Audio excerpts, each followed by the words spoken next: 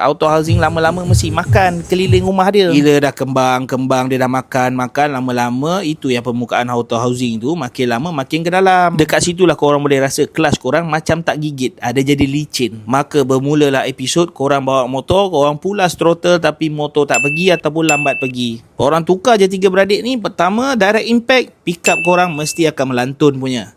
Lepas korang masuk je gear, mesti korang akan rasa macam menggigit. Dia power dia terus full. Motor akan rasa ringan. Dan paling penting, motor akan kurang slip dekat belah clutch tu. Sentiasa ada power. Ataupun bahasa mudah yang kita boleh cakap, power tu full.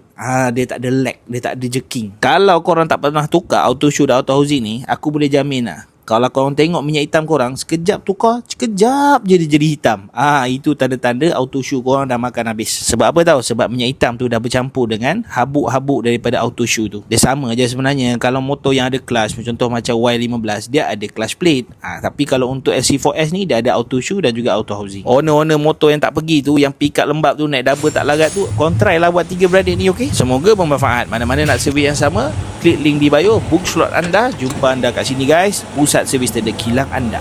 Saya tunggu around lebih kurang 2 jam macam tu lah. So far tak dapat nak cakap banyak lah, sebab kita pun bawa balik kerja ni kan jalan banyak. Tapi so far ada rasa beza sikit dari segi bila nak change gear tu, dia ada rasa smooth lah. Total saya spend around 600 lebih. Alright, mana-mana nak servis yang sama, boleh klik link di bio kita orang. Book slot anda. Jumpa anda di sini, Pusat Servis Terdekat Kilang anda. Bye-bye.